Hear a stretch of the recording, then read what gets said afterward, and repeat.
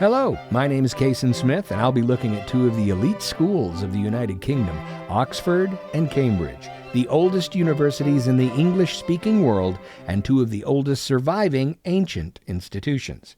Students want to go, but many may be saying very dissuasive things to themselves about their possibilities. Concern about academic qualifications is certainly justified. 5 applications are received for each opening at Oxbridge, which is a loving term meaning both universities. Successful applicants have an average A-level score of 95 when converted to the Universal Mark Scheme, which is used to compare results from different countries. Yes, one needs to be an outstanding student with great discipline in order to go to Oxford or Cambridge. Also, they can only apply to one of the two colleges in any single year. This eliminates redundant interviews of the same student by both schools. They get in. Yay! Now, how do they pay for this mind-bendingly expensive education? Here's an estimation of the yearly tuition fee at Oxford or Cambridge if you're from the United Kingdom or European Union. I'll display the amounts in dollars just to make it easier. Brace yourself. Wow, that's actually pretty great. Starting in the second year, they also have to pay a college fee, but to our eyes, this still looks pretty good. However, fees were about 1/3 this level before 2012, so in the eyes of many Europeans, this is outrageously expensive. There's a good amount of financial support and loans for UK and EU students, including scholarships. The Rhodes Scholarship to Oxford is perhaps the most famous. However, it's for people who already have an undergraduate degree. So how's it possible Oxbridge can be so affordable?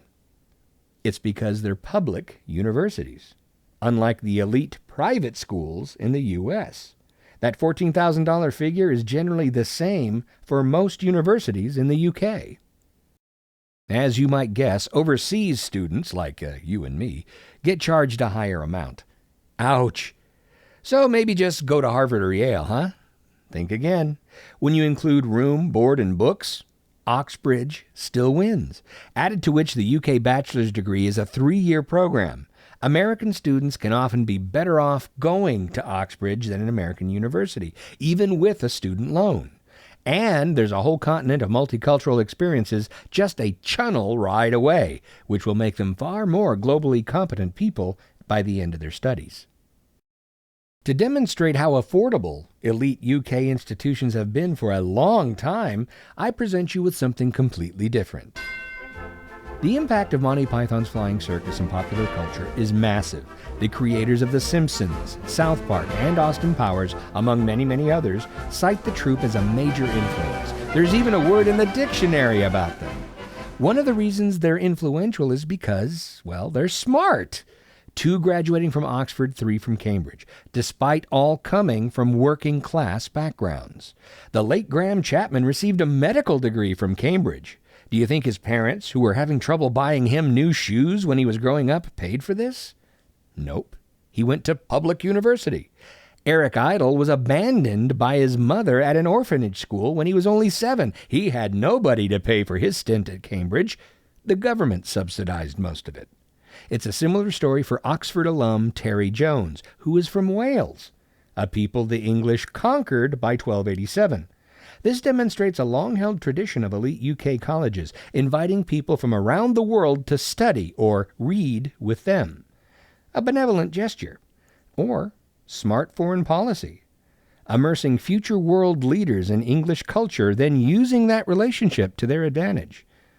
Do the elite colleges of the U.S. do the same thing? If so, where did they get the idea?